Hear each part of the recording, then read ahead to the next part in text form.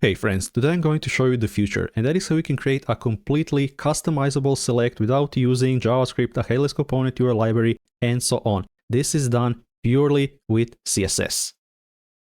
So if you're using Chrome version 135 and later, the select element can now be customized with CSS. And this is something that we've been waiting for years.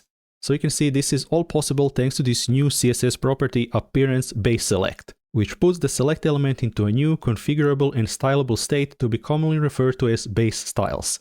And another great part about this feature is that it's coming to other HTML elements in the future. And I'm going to put a link to this blog post and everything else I mentioned in this video in the description. As you can see, we can even include rich HTML content inside the option. As you see in their example, they have an SVG and a span inside of here. And if you're using a browser that doesn't support this feature yet, it's just going to default back to the standard select element. But for right now, this feature is only available in Chrome 135 and above. So let's talk about the limitations of the standard select element, and even MDN admits that it's a pain in the ass. So it says the select element is notoriously difficult to style productively with CSS. There's really only a bunch of things that we can do to style it, so let's look at those. So here I have a simple select with some emojis inside of it. As you can see, we can't even include rich HTML inside because it's going to be ignored by the browser. And we get something like this, which might look fine, right? And this is very limiting if you want to style it to match your design system or you want to make a more interesting select menu. So let's see how we can improve this select menu.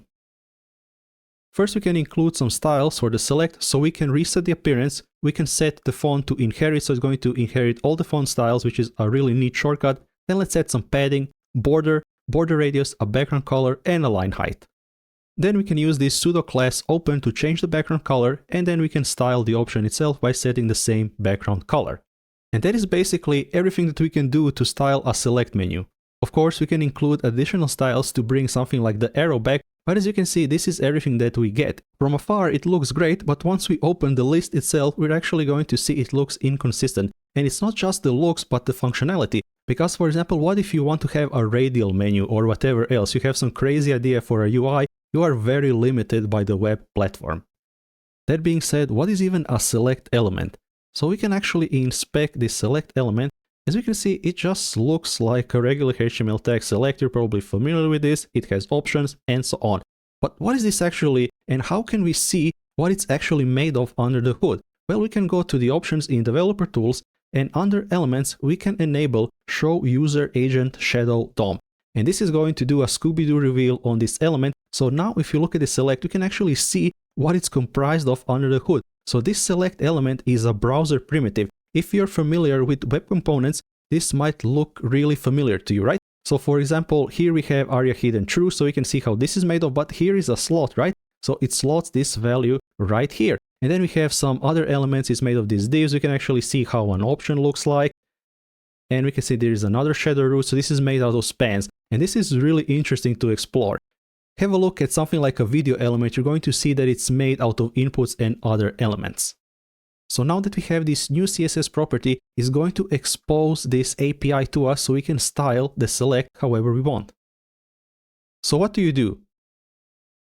Well, you can read the ARIA offering practices guide and make your own customizable component from scratch and implement all of the accessibility. And this is something very tedious to do. So of course, this is something where a headless library comes in to do all of this yourself, because look at what you have to do for a combo box example. And this isn't even everything that you have to do to make this accessible. It's really just a lot of work these libraries do, and we're shipping extra JavaScript to the browser and so on. So wouldn't it be really cool if the web platform took care of that for us?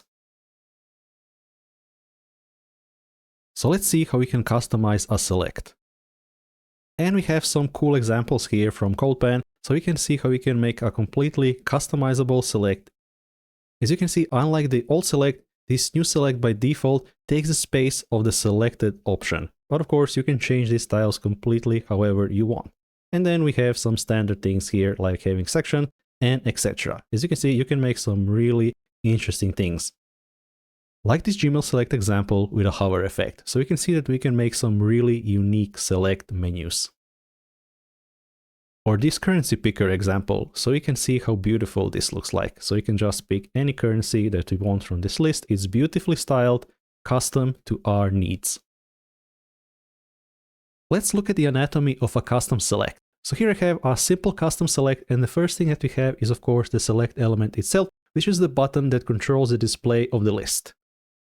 Next we have the selected content element, which we can use to slot the active option that we picked, or we can just put any text that we want, such as we saw previously where we had hot frameworks and etc. And of course we have this pseudo element picker icon that we can target easily and change it however we want. And of course a select is nothing with the list, so here we have another pseudo element named picker.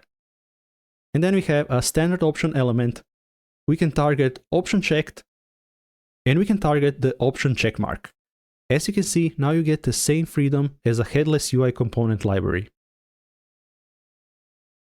Let's go through a basic example together. So here I have a regular select that you know and love. I'm going to include a placeholder value so you can pick the hottest framework, and then let's add the options. As you can see here, we're using rich HTML. That's not going to work because we're not still using the custom select element. But we can add all of these options.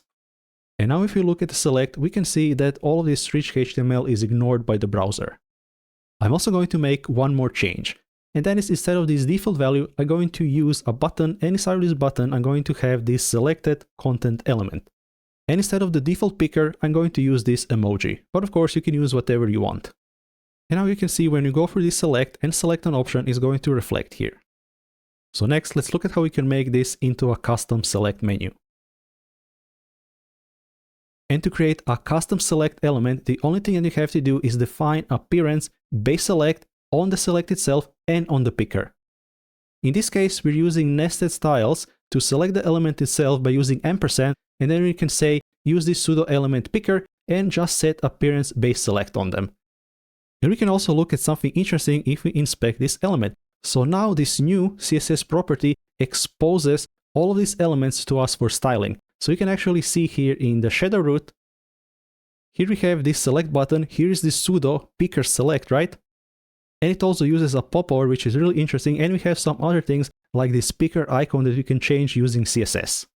So finally, now we have a custom select. Alright, but let's add some base styles. So we're going to set the width to 14 characters, then we're going to justify the content, space between, and then for the select and the picker, we're going to set some padding, border radius, a background color, and line height. And as you can see, now it looks a lot prettier. But we're still using the standard picker, so let's change that. The first thing I'm going to do is target the pseudo element picker, and I'm going to add some spacing between our select and the picker itself. So you can see we have this spacing, so it looks much nicer. The second thing I'm going to do is hide the picker icon, and that is how simple that is.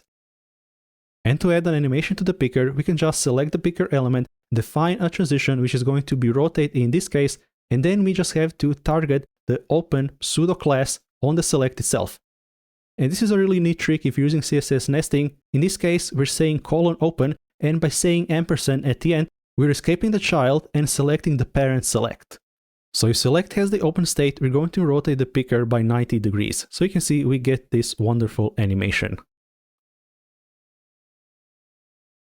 And to add an animation when the selected content changes, we can first target all of the children of selected content, and then you can specify a transition. In this case, I'm going to use translate and opacity. We can specify a starting style by saying opacity 0, and then we're going to translate it on the Y 100%. So when the selected item changes, it's going to go from 100% to its default state of 0. So you can see how this looks like. So here I'm going to select svelte, and you're going to see this animation right here. And you can see how wonderful it looks.